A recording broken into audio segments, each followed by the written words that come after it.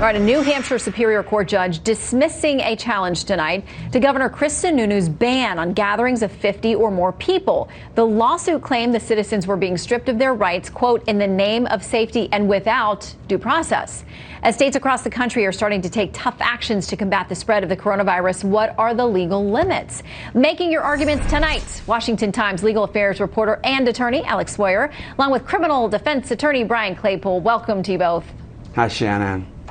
Hey, Shannon. All right, so Exhibit A, Alex, this is for you. Eric Couture, who is one of the plaintiffs in New Hampshire who wanted to be able to meet, he says we can choose to assemble if that's our desire. What cannot occur is one man in a position of power deciding to strip us of our rights in the name of safety and without due process. Alex. Yeah, well, you know, the states and federal government, they have the ability to exercise police powers for the benefit of society. And so courts generally give them broad latitude in times of emergency. And so a judge would look to see if the governor acted in good faith and if there was a factual basis for his order. And I think here it's pretty strong. This was exercised 3 days after President Trump declared the national emergency. And even in the week since it's been filed, the cases in New Hampshire have more than doubled. So that does go to the rate of spread and bolsters the governor's argument. Okay, so Daniel Will, who is the New Hampshire State Solicitor General, this is Exhibit B, his legal brief says, the plaintiffs offer no argument as to why risking the life, health, and safety of every individual in the state so they can attend an in-person gathering of more than 50 people within the next 21 days offsets or otherwise overrides the significant public interest in combating the unmitigated spread of COVID-19. Brian. Yeah, Shannon, I don't think that's the proper standard to evaluate this case. Even though this is a police powers act on behalf by the governor, you still have to exercise what's called least restrictive means with the citizens of New Hampshire.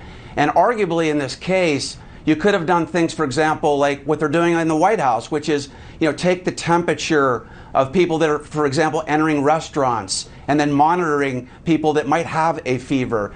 Even though you're invoking these measures, you still have to honor the Constitution. And I think that the court was wrong in putting the burden on the plaintiffs. Well, the judge who ultimately ruled in this, I want to jump to Exhibit D. He said the court cannot imagine a more critical public objective than protecting the citizens of this state and this country from becoming sick and dying from this pandemic. So he said, plaintiff, sorry, this is one of those cases where I'm going to side with the governor. So quickly before we go, I want to get you both to weigh in on whether you think we will see other lawsuits like this and maybe people who are locked down in their homes, their livelihoods are falling apart. Do you think we'll see more legal action? Alex, I'll start with you.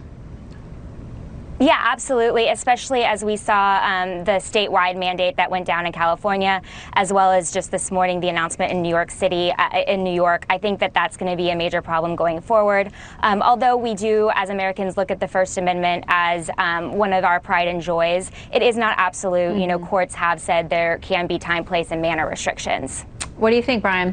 Yeah, absolutely. I'm in the hotbed in Los Angeles County, and rest assured, there are going to be some small business owners that are going to file a lawsuit, and they might have a chance because there is very little evidence. For example, I live in Pasadena. There's 140,000 people here, 4 cases of coronavirus. Why are all the business owners shut down? Yeah, that's a question we continue to hear in a very interesting piece in the Wall Street Journal, as we mentioned, by the editorial board saying we have to start looking at the bigger calculus here and the millions of lives that could be upended by people who go bankrupt, lose their careers, lose their savings, everything else. So we have questions to ask and answer. Alex and Brian, thank you both. Great to have you with us. You bet. Thanks, Shannon. Okay. Thank you. Some good news.